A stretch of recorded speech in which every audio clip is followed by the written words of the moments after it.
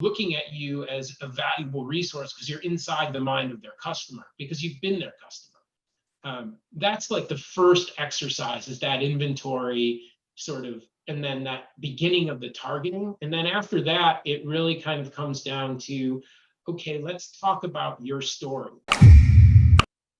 So let's get technical for a second. Let's say I read about customer success, sounds super interesting. I feel like I might meet these broad skill sets. I know it pays pretty well. I know it's growing and it's an interesting industry.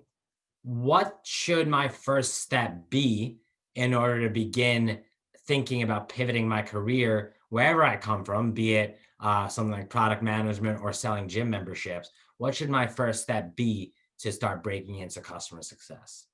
Sure. So I actually wrote like a 200-page book on this. So my easy answer is go and download that. It's free. But if I was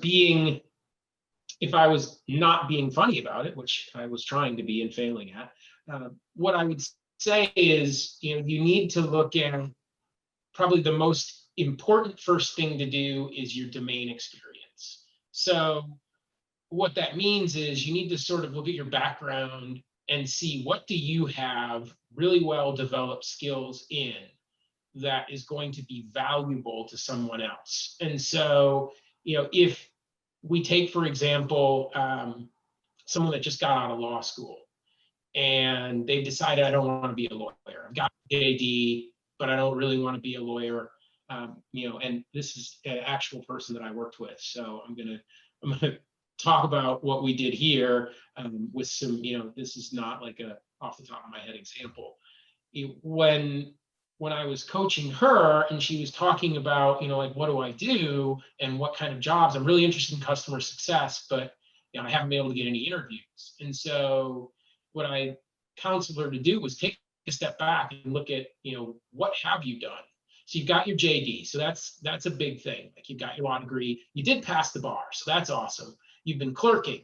You've been doing other things as internships. So what we started to talk about, and sort of to bubble this down to an easy to understand concept, is the domain experience. So the specific skills that she developed, whether she recognized them as a skill or not, that would be applicable and be something you could use as a targeting criteria. And so sort of the first thing is domain experience inventory, and then start to target companies that provide things that leverage that experience and those domain expertise skills that you have. So in her case, we talked about, what did you enjoy doing? What were the things that you did while you were clerking? And basically, I was counseling her to start looking at legal products in the SaaS space. And some of those were like discovery, different things that would value the experience that she had and that she could speak to. Obviously, like a slam dunk would be like, hey, did you use this piece of software when you were doing this? Wow. Then, hey, you should talk to them about a job. But those sort of situations don't happen frequently. So instead, it's kind of like, what would this software company that does stuff in the legal space really value based on your experience? Well, like, number one, you passed the bar. Number two, you've got, a JD. But number three, you were working with a lawyer on complex cases that had, massive amounts of discovery, and you had to go through and sort through all these documents.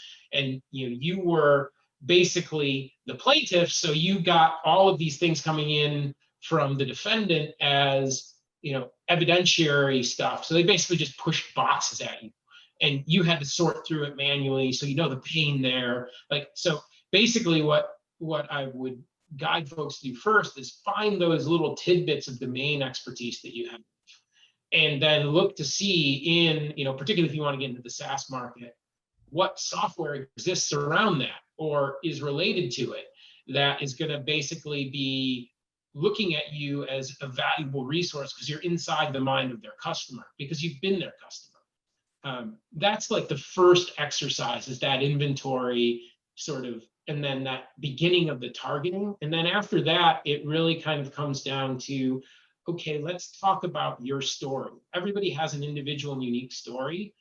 let's talk about what that is, and let's find the frame that exists that is customer success centric, so that when you're telling your story in your resume, your LinkedIn profile, your cover letters, your initial interviews, that you're telling a story that's going to resonate with the person that's interviewing you and is going to be something that is relatable for them. And they can see, oh, I see you've never had a customer success, position. That shouldn't be the end of the interview. You should be able to come back and say, no, not in namesake, no, but in relative experience, here's what I did that was very, very similar to what you're talking about. And here's why I think, my unique perspective is perhaps even more interesting than just straight experience.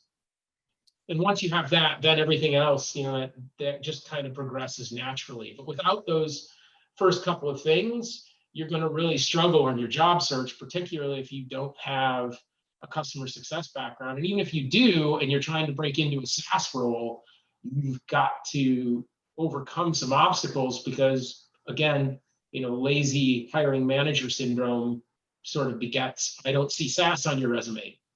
Next.